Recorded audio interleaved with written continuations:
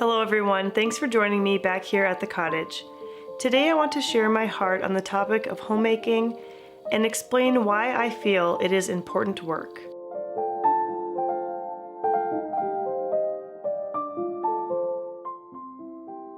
What is a homemaker? Is it a job?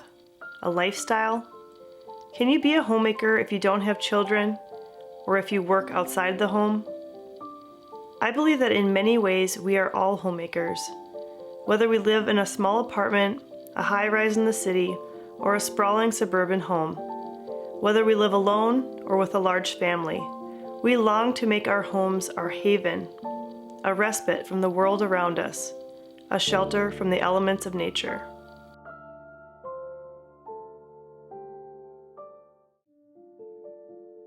This has been the desire of people for generations upon generations. In the classic Little House on the Prairie book series, it is pointed out how Ma loved having her little shepherdess figurine and her red checker tablecloth. They gave her a sense of happiness and the feeling of comfort. Her floors might have been dirt and her walls made with logs that weren't perfectly straight, but she had her home. She took pride in caring for it and for her family.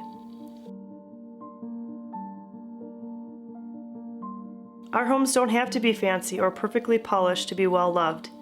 Yes, of course, in some ways we want our spaces to leave a good impression on the people who view or visit them. But, more importantly, our focus should be on how it makes the ones who live there feel. Safety, order, stability, love, and calm. These are the feelings that I want for my family.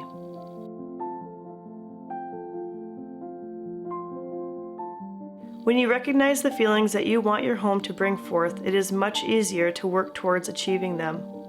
I encourage you to take a few moments and write down how you want your home to feel. Recently, I read a devotional book for mothers. One of the questions it posed was, what is one thing that you hope your children will recognize or remember of you? My answer? I hope that my children recognize and remember that their mother worked hard to maintain a peaceful home environment.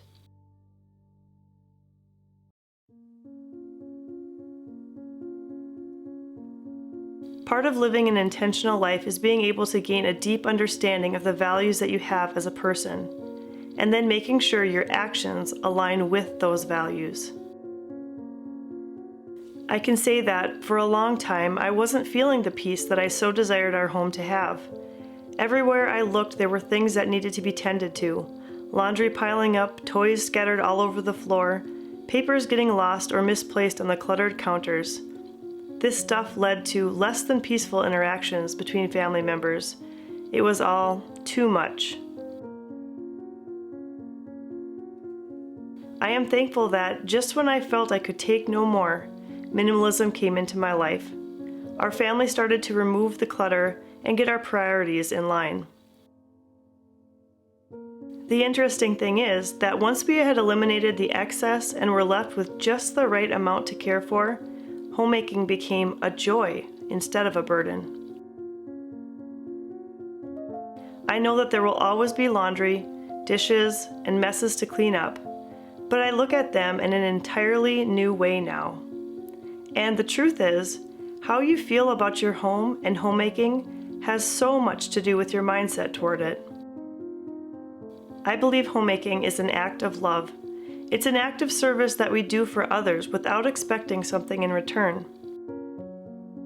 It's knowing that even if we do the same things over and over again, it's worth doing them 100 times more. There is no paycheck or award given for the work, and yet there is fulfillment.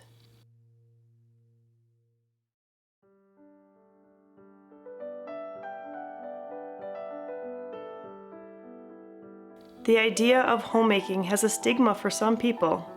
In fact, I would say that most of the negative comments that I've received here on my channel have to do with how people perceive my life from the outside looking in. People write in saying that I take on too much of the day-to-day chores and responsibilities of the home. They worry that I'm being taken advantage of, or say that I'm an unpaid maid.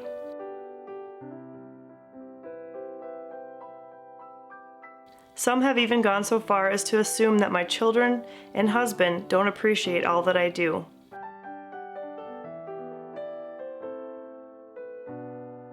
Maybe you have heard similar things. Been around people that say, "Why bother? There are more important things in life than simple mindless household chores."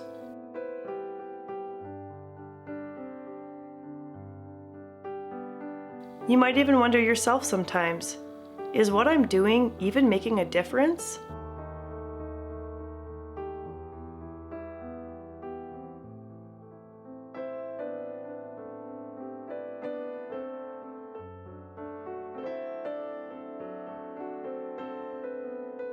What if, instead of thinking of the burden of the task at hand, we reframed it for what the task is providing?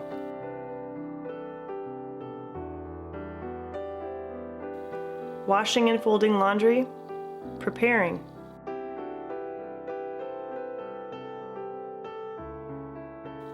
Cooking a meal to eat together, nourishing and connecting.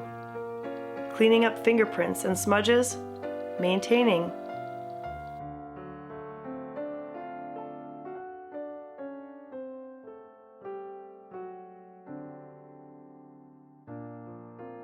Displaying artwork or flowers, adding beauty and interest.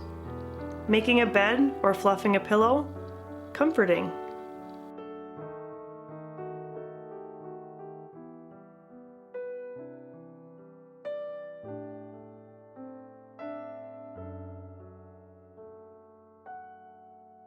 Dusting special heirlooms, preserving. Even washing dishes by hand in warm, soapy water can be an act of self-care.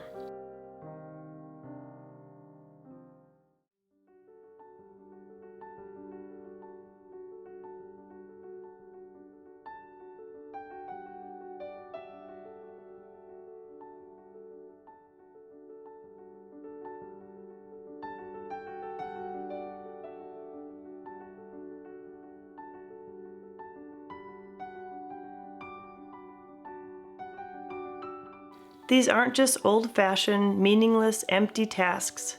This is love, being shown in an act of service for others.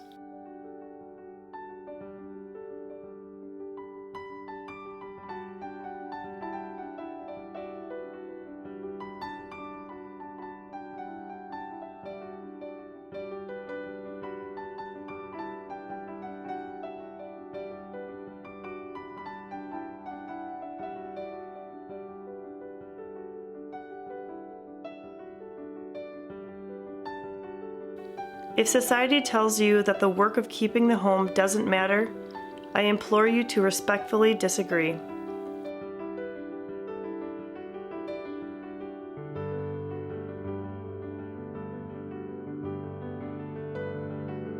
Homes shape people. Those people, in turn, can shape the culture, society, nation, and even the world.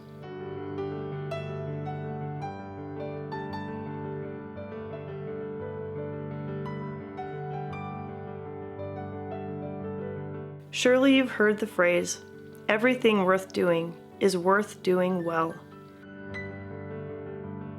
I want to encourage you that what you are doing matters. Homemaking is important work. Thank you so much for watching today. I hope that you'll stop by the cottage again really soon.